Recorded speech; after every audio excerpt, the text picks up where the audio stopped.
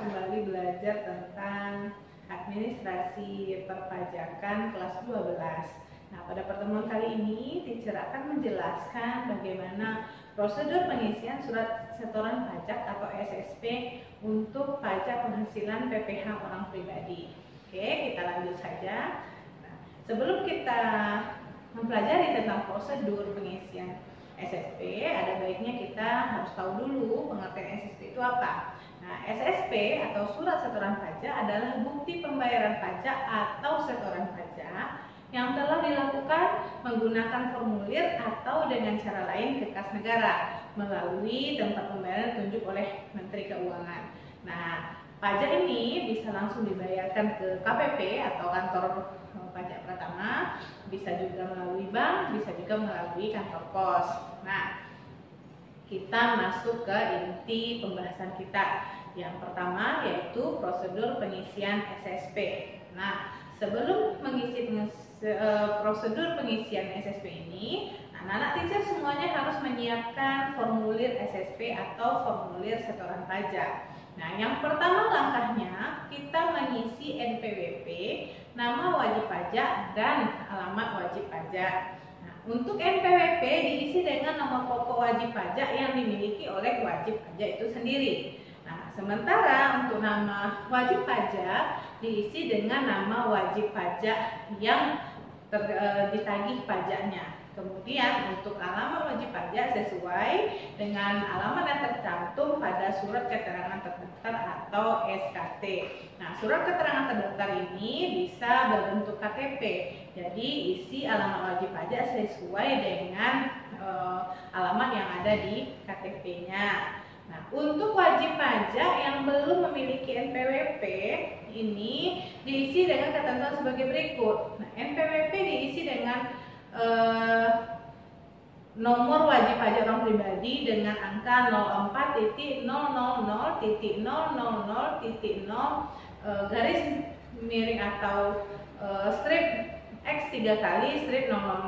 Nah, untuk kali ini XXX diisi dengan nomor kode KPP domisili pembayar pajak. Nah, untuk nama dan alamat diisi juga dengan sesuai kartu tanda penduduk atau KTP atau kartu identitas lainnya yang sah. Nah, mungkin apa contohnya kartu identitas lain yang sah? Yaitu SIM atau surat izin mengemudi yang diterbitkan oleh kepolisian. Lanjut, kita mengisi nomor objek pajak dan alamat objek pajak. Nah, untuk NOP diisi dengan nomor objek pajak berdasarkan surat pemberitahuan pajak terutang atau SPPT, pajak bumi dan bangunan. Nah, untuk alamat objek pajak sendiri atau alamat OP ini diisi sesuai dengan alamat tempat objek pajak berada berdasarkan SPPT. Nah, ada catatan khusus di sini, NOP atau alamat NOP ini hanya diisi apabila terdapat transaksi yang berkaitan dengan tanah dan bangunan. Nah, yang ketiga, langkah berikutnya mengisi tahun pajak, kode jenis setoran dan uraian pembayaran. Nah, untuk kode akun pajak ini diisi dengan kode akun pajak untuk jenis pajak yang akan dibayar atau disetor, yaitu pajak penghasilan PPh orang pribadi. Sementara untuk kode jenis setoran ini diisi dengan kode angka jenis setoran pajak untuk jenis pajak yang akan dibayar atau disetor, yaitu pajak penghasilan PPh orang pribadi. Nah, yang terakhir ada uraian pembayaran. Nah, ini diisi dengan jenis setoran, contohnya pajak penghasilan PPh orang pribadi. Yang keempat, mengisi masa pajak atau tahun pajak. Nah, dalam masa pajak ini ada 12 kolom yang berisikan 12 bulan. Nah, masa pajak ini diisi dengan memberi tanda silang pada salah satu kolom bulan untuk masa pajak yang disetor atau yang dibayar. Sementara untuk di kolom di sampingnya ada tahun pajak. Tahun pajak ini diisi dengan tahun terutangnya pajak. Dan langkah yang kelima ini adalah mengisi nomor ketetapan. Nah, nomor ketetapan ini diisi dengan nomor yang tercantum pada surat ketetapan pajak atau surat tagihan pajak STP. Nah, Yang keenam, mengisi jumlah pembayaran pajak. Nah, jumlah pembayaran pajak ini diisi dengan angka jumlah pajak yang dibayar atau disetor oleh wajib pajak dalam rupiah penuh. Nah, maksudnya dalam rupiah penuh itu, misalnya jika perhitungan pajaknya itu berkoma angka belakangnya, maka diberlakukan pembulatan. Nah, itu yang dimaksud dengan rupiah penuh.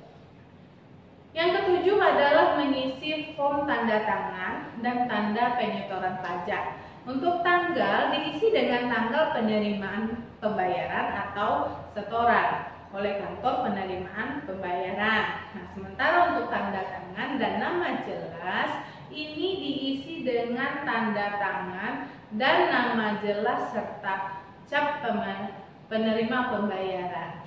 Nah, yang kedelapan, mengisi wajib pajak atau penyetor. Wajib pajak penyetor diisi tempat dan tanggal pembayaran atau penyetoran, tanda tangan dan nama jelas wajib pajak penyetor serta stempel usaha.